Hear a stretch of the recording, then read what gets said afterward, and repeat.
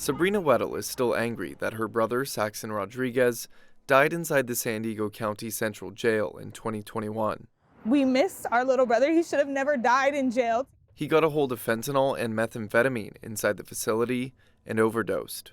To get a phone call that your loved one has died in jail is, you think this is a place they're safe, that they're getting help and cared for, and that wasn't the case for Saxon. Last year, a state audit found the San Diego County Sheriff's Department has failed to adequately prevent and respond to the deaths in the jails.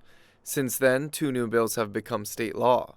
They provide further oversight regarding jail deaths, mental health, and medical health care. Paul Parker is executive director of the Citizens Law Enforcement Review Board, which investigates jail deaths. The Sheriff's Department has implemented some changes, and so I think that that's helpful. But one of the things that the Sheriff's Department is leery to do is to implement some of the policy recommendations that we have made, specifically about scanning its own employees entering the facilities for drugs. A grand jury report also recommended scanning for everyone entering the jails. Body scanning is not something that's really practical or that we think we can do with our staff, but there's a lot of things that we're doing to keep staff and everyone who's coming into our facilities from bringing contraband inside. San Diego County Sheriff Kelly Martinez has introduced a wide-ranging 10-year plan to upgrade the region's aging detention centers. It includes major renovations for the county's 7 detention facilities, with the majority of the money going towards the oldest site, the Vista Detention Center. A jail built in the 70s wasn't built for the population that we're serving today. The cells really aren't structured in a way that's therapeutic or helps people with mental illness or the medical needs that we need.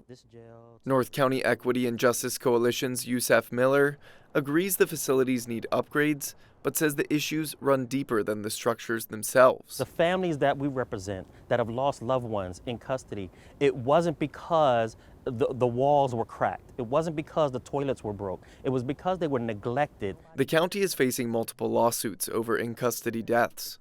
Weddle is not involved in a lawsuit, but says there were shortcomings by the department in her brother's death. It's already been determined by CLRB that the sheriffs were responsible for not keeping those drugs out of jail. It's also been determined by the medical examiners that the deputies checked him at 65 minutes when they're supposed to check him every 60 minutes.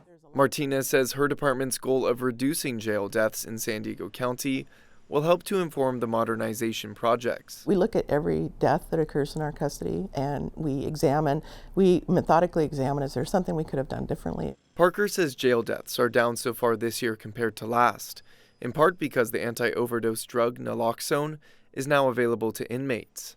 And he says medical and mental health screening is more robust now. But he says more needs to be done.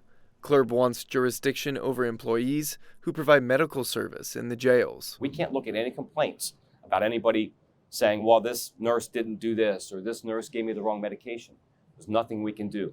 We want that authority so we get the full picture of the type of care being provided and the deaths that are occurring. Miller agrees more staff oversight is needed and says the modernization plan should focus on improved medical care and better mental health treatment. I hope that leads to a drop in loss of life in custody. Most of these people dying are pretrial, which means they died innocently in jail because they've never had their day in court. Weddle says her brother died while waiting to go to court, just 4 days after his arrest. Justice would be them taking proper care of the inmates that are in there. They're inmates, but they're humans. Martinez says the Sheriff's Department will spend the next few years identifying funding for the modernization project and hopes construction can begin in the next 4 to 5 years. Jacob Aere, KPBS News.